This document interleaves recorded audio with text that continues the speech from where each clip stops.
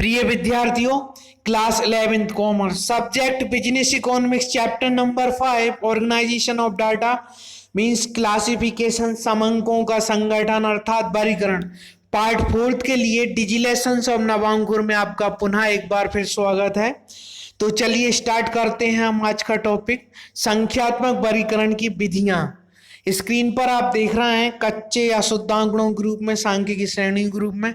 लेकिन इससे पहले मैं आपको बता दूं कि इससे पहले जो वीडियोस आपने तैयार सुने हुए थे उनको तैयार किया था मैंने, तो आप देख रहे थे कि वर्गीकरण क्या होता है, आंकड़ों का वर्गीकरण कैसे किया जाता है, वर्गीकरण की विधियां क्या होती हैं।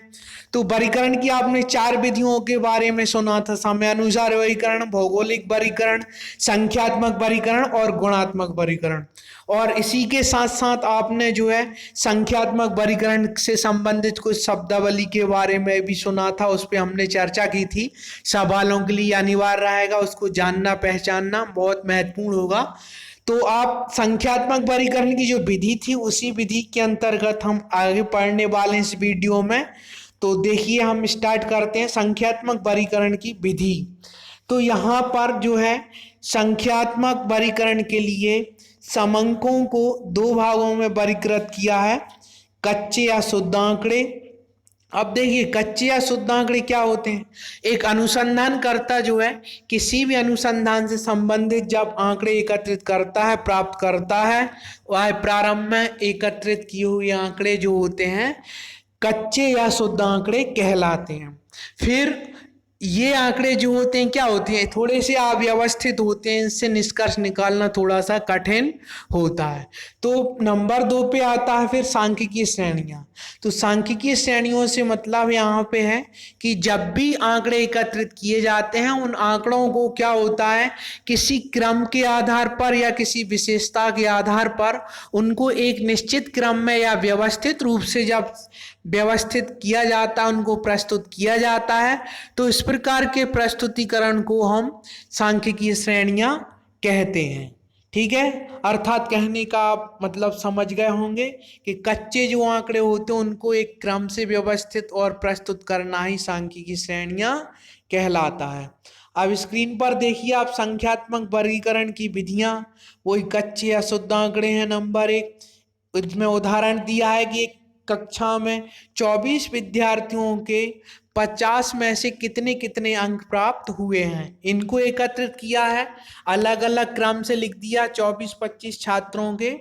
तो उनको हम क्या कहेंगे, संख्यात्मक वर्गीकरण के लिए कच्चे या शुद्ध आंकड़े कहलाएंगे भी। अब कच्चे और शुद्ध आंकड़ों को फिर देखिए आप नंबर 2 पे लिखा हुआ है स्क्रीन पर, हम उसको ही समझ रहे हैं, उसको पढ़ने वाले हैं। जब संकलित शुद्ध आंकड़ों को किसी क्रम या विशेषता के आधार पर व्यवस्थित कर प्रस्तुत किया जाता है तो ऐसे प्रस्तुतिकरण को सांख्यिकीय श्रेणियां कहा जाता है। इन्हें सांख्यिकीय श्रेणियों श्रृंखलाएं भी कहते हैं। ठीक है, अब देखिए आप सांख्यिकीय श्रेणियों के प्रकार। सांख्यिकीय श्रेणियों के लिए मुख्य रूप से 2 आधारों पर विभाजित किया गया है। एक तो सामान्य रूप के आधार पर वर्गीकरण, दूसरा रचना के आधार पर वर्गीकरण।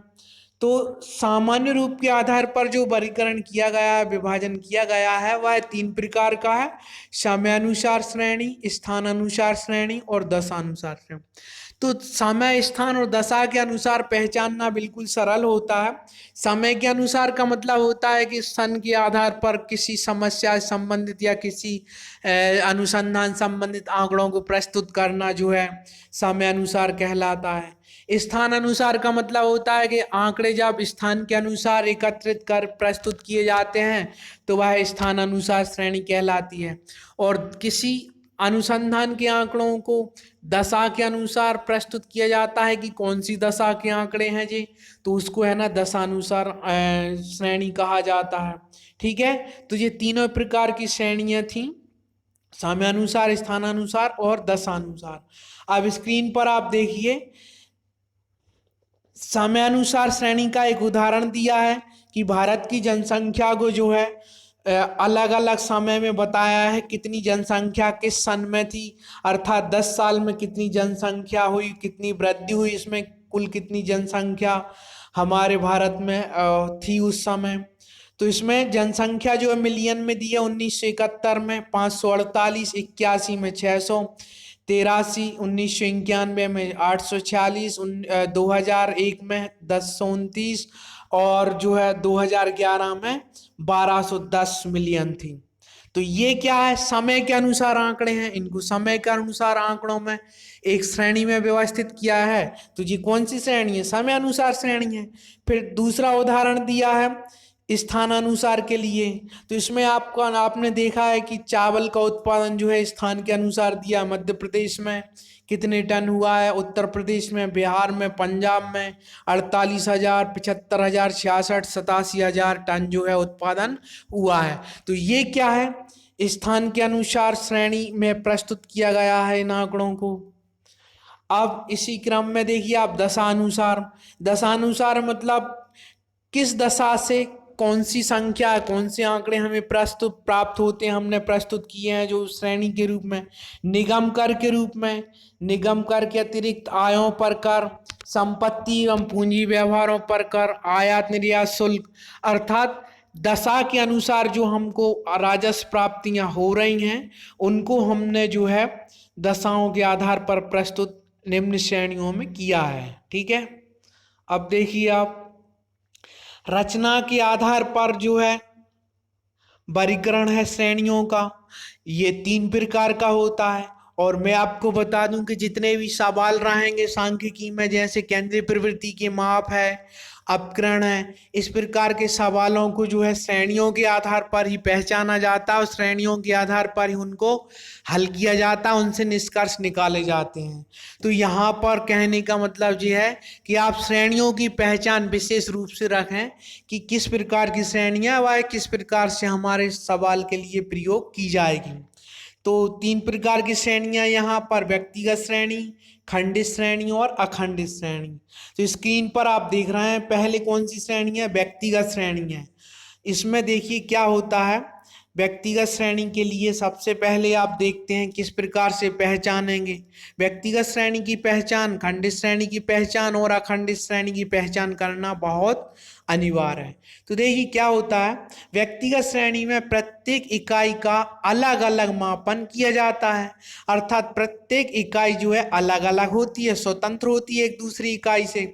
इसमें प्रत्येक इकाई मूल्य की आवृत्ति जो है केवल एक ही बार होती है, अर्थात जो पद जो हैं या जो आंकड़े हैं उन आंकड़ों में यह माना जाता है कि प्रत्येक जो आंकड़े हैं उनमें से प्रत्येक पद की जो आवृत्ति है केवल एक ही बार होती है, अर्थात केवल एक ही अंक या एक ही आवृत्ति कहलाती है वह। सांख्यिकीय गणनाओं के लिए व्यक्तिगत श्रेणी को क्रमबद्ध करना पड़ता है। एक श्रेणी को बढ़ते क्रम में या घटते क्रम में हम किसी भी प्रकार से उसको व्यवस्थित कर सकते हैं और उसको पहचान कर हम सवाल हल कर सकते हैं। तो ठीक है, इसमें उदाहरण देखिए आप क्या लिखा है। 4 छात्रों के प्राप्तांक 80, 75, 45, 60 दिए हैं। अब यहाँ पे आप कैसे पहचानेंगे कि यह कौन सी श्रेणी है। यहाँ पर मैं आपको बोल दूं कि जब इस प्रकार से दिया हुआ हो, 4 छात्रों के या 10 व्यक्तियों की या 50 मजदूरों की इतनी इतनी मात्रा है या इतने इतने आय या इतने प्राप्तांक या इतनी उनकी ऊंचाई है, तो आप जब देखते हैं कि सिंगल अंक जो हैं, है ना, अर्थात केवल एक अंक या संख्या दी हैं अलग अलग, तो हम उसको क्या कहेंगे, व्यक्तिगत श्रेणी कहेंगे। अब क्या हो सकता है, इसके सामने जो है एक नंबर भी हो सकता है, जैसे 80, 75, 45, 60, इसके नीचे क्रम भी हो सकता है 1, 2, 3, 4, तब भी उसे हम व्यक्तिगत श्रेणी कहेंगे। और हो सकता है क्रम भी ना हो और 4 संख्या भी ना लिखी हो, अर्थात 4 कुल संख्या भी ना लिखी हो शब्दों में, तो उसके सामने ABCD या फर्स्ट सेकंड भी लिखा हो सकता है, जैसे ABCD, निम्न 4 छात्रों के अंक इस प्रकार हैं। तो कहने का मतलब ये है कि व्यक्तिगत श्रेणी की पहचान हम 3 प्रकार से कर सकते हैं। इस प्रकार से सिंगल लाइन में सिंगल अंक हो सकते हैं, या उनके नीचे क्रम से 1, 2, 3, 4 अंक हो सकते हैं, या ABCD फर्स्ट सेकंड करके उनके नाम भी क्रम भी हो सकते हैं, तो उससे हम क्या कहेंगे, व्यक्तिगत श्रेणी। ठीक है, और व्यक्तिगत श्रेणी से सवाल को जो है अलग प्रकार से हल किया जाएगा, खंडित श्रेणी को अलग प्रकार से हल किया जाएगा। तो इसमें लिखा है रचना के आधार पर सांख्यिकी श्रेणियां की गई 3 विधियां हैं, व्यक्तिगत श्रेणी, खंडित श्रेणी और अखंडित श्रेणी। तो आप देखते हैं व्यक्तिगत श्रेणी की हम चर्चा कर चुके हैं अपनी भाषा में। अब यहाँ पर भी व्यक्तिगत श्रेणी के उदाहरण दिए हैं कुछ। इसमें देखिए आप क्या लिखा है, 10 विद्यार्थियों के एक परीक्षा में प्राप्तांक निम्नानुसार हैं। प्राप्तांक देखिए 16, 14, 20, 19, 15, 17, 13, 11, 12, 18, ये प्राप्तांक है, मूल पद हैं और मूल समंक हैं ये। और क्रम तो उसने दिया ही है, 10 छात्रों के क्रम है। अब इनको क्रम से जमा दो, बढ़ते क्रम में जमा सकते हो, घटते क्रम में जमा सकते हो।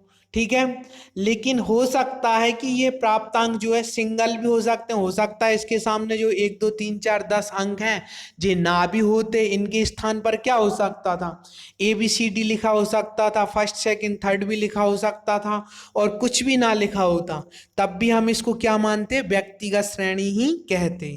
ठीक है, और फिर देखिए आप नंबर 2 क्या है, खंडित श्रेणी।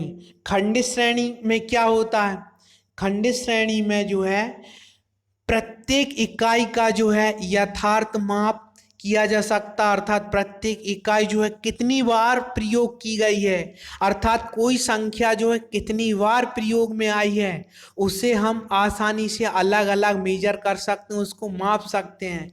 इस श्रेणी में व्यक्तिगत मूल्य एक दूसरे से भिन्न होते हैं। खंडित श्रेणी में पद जो है पूर्णांक में मापनीय होते, यहाँ इकाइयों को छोटे छोटे भागों में विभाजित नहीं किया जा सकता। ठीक है, उसको है ना पूर्णांक के रूप में मापा जा सकता है। और प्रत्येक पदमूल की आवृत्ति क्या होती है, अलग अलग होती है, जैसे कि आप स्क्रीन पर देख रहे हैं। हो सकता है कि किसी विद्यालय में छात्रों की संख्या दी है, उनमें से कुछ छात्रों के प्राप्तांक सभी के लगभग अलग अलग भी आते हैं, कुछ छात्रों के अंक जो है समान भी आते हैं, तो आवृत्ति भी अलग अलग हो सकती है। ठीक है, अब देखिए खंडित श्रेणी के लिए स्क्रीन पर क्या लिखा है, खंडित श्रेणी के लिए हिंदी में समझाया है, शुद्ध भाषा में क्या होती है, और फिर खंडित श्रेणी तैयार करने की विधि भी उसने दी है स्क्रीन पर। इस वितरण में खंडित श्रेणी के आधार पर आवृत्ति तालिका का निर्माण किया जा सकता है। इसकी रचना विधि बहुत सरल होती है ना। इस प्रकार से खंडित श्रेणी की रचना के लिए दिया है, लेकिन हम उदाहरण के माध्यम से देखते हैं। देखो क्या लिखा, इंदौर के एक शोरूम द्वारा किसी एक दिन में बेची गई 30 कमीजों की साइज इंच में इस प्रकार है, 34, 32, 36, 30, 33, 34, 34, 29। मतलब कहने का ये है कि इसमें आप देख रहे हैं कि अलग अलग साइज हैं, लेकिन कुछ साइजें जो है बार बार प्रयोग की जा रही हैं। तो कहने का मतलब ये है कि यदि हम सवाल तैयार करते हैं, श्रेणी बनाते हैं, तो श्रेणी में हम क्या करेंगे कि सबसे छोटी संख्या से प्रारंभ कर देंगे और उससे संबंधित जितने भी अंक होंगे उनकी आवृत्ति उनके सामने लिखते जाएंगे। जैसे कि इसमें लिखा 34, 34 कितनी बार प्रयोग किया है, मूल पद है 34। देखिए आप 1 2 3 4 5 6 7 7 बार 34 प्रकार 34 अंक को शामिल किया गया है।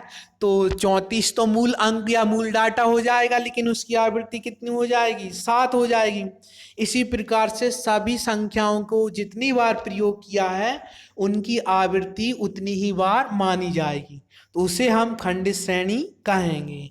ठीक है, अब देखिए खंडित श्रेणी के लिए एक सवाल वही का वही सवाल जो है अगले पृष्ठ पर आपको प्रस्तुत किया है। इसमें क्रम से जमाया है। सबसे पहले 29, 30, 31 से 36 तक हमने एक निश्चित साइज को जमा लिया है। फिर हम मिलान रेखाएं देखते हैं। हम देखते हैं कि 29 जो संख्या है वह कितनी बार आई है पूरे आंकड़ों में, 2 बार आई है। तो हमने 2 लाइन खींच दी मिलान रेखा, और आवृत्ति में कितने लिख दिए, 2। अर्थात 29 ऐसी संख्या है जो सभी बार साइज में कितनी प्रयोग की गई है, 2 बार। फिर 30 30 की संख्या जो है कितनी बार प्रयोग की गई है? 4 बार। 4 रेखाएं लिख दी यहाँ पर और आवृत्ति कितनी हो गई उसकी? 4 हो गई। इसी प्रकार से जो है आप 31, 32, 33, 34, 35, 36 आप देखते हैं कि ये संख्या जो है कितनी बार प्रयोग की गई, उतनी बार ही उसकी आवृत्ति मानी जाएगी। ठीक है। अब नंबर 3 पर है अखंडित या सतत श्रेणी। तो अखंडित और सतत श्रेणी को पहचानना सबसे सरल होता है। कहने का मतलब जो होता है कि जब आंकड़ों को वर्ग के रूप में प्रस्तुत किया जाता है, दो संख्याएं डैश लगा के वर्ग के रूप में, तो उसी क्या कहेंगे हम? अखंडित श्रेणी या सतत श्रेणी कहेंगे। और उसमें क्या होता है? दोनों संख्याओं के बीच में एक वर्ग विस्तार होता है। वर्ग विस्तार के अंतर्गत आने वाले जितने ही पदमूल होते हैं, उन पदमूलों की जितनी भी संख्या होती है उसको उनकी आवृत्ति कहते हैं। देखिए स्क्रीन पर फिर वैसे ही का वैसा जो है उदाहरण दिया है और उदाहरण को हम देखते हैं टैली चिन्हों के माध्यम से। इसमें देखिए आप क्या लिखा है, सतत आवृत्ति वितरण तालिका की रचना की गई है कि इसमें 20 से 25 अर्थात सबसे छोटी संख्या से प्रारंभ करते हैं और बड़ी संख्या तक हम एक निश्चित वर्ग अंतर के द्वारा वर्ग बनाते जाते हैं और उनमें देखते जाते हैं उस वर्ग में कितनी संख्या आती हैं।